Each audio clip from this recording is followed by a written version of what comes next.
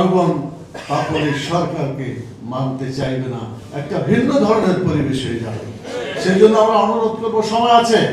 সেদিন নির্বাচন কমিশন শুধু শপথ করেছে যে যথেষ্ট নয়, যে কোনো ব্যক্তি সংবিধানের অনুযায়ী শপথ দিতে পারে। এই সামনে নির্বাচন যেগুলো আমাদের ফলাফল হয়েছে, আমরা জামাত ইসলামের পক্ষ থেকে আমরা কিন্তু সবটাই আমরা শপথ গ্রহণ করেছি। জাতীয় সংসদের শপথ আমরা গ্রহণ করেছি। গণভোটের যে জুলাই যে গণভোট না হয়েছিল সেটাও আমরা শপথ গ্রহণ করেছি।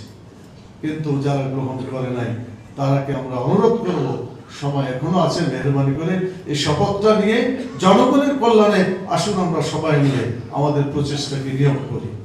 যদি এটা না হয়, আগামী দিনে আবার দেখা যাবে যে দেশটা অন্যরকম আবির্ভূত হয়েছে।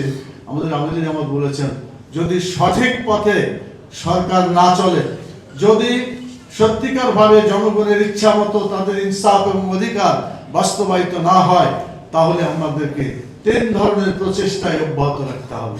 নাম্বার 1, জাতীয় সংসদে বাংলাদেশ জামাত ইসলামের তথা 11 দলীয় যে সংসদীয় দল তৈরি হয়েছে, এই 11 দলীয় পক্ষ থেকে সংসদে জোরালো বক্তব্য রাখা হবে, অধিকারকে তুলে ধরা হবে ইনশাআল্লাহ।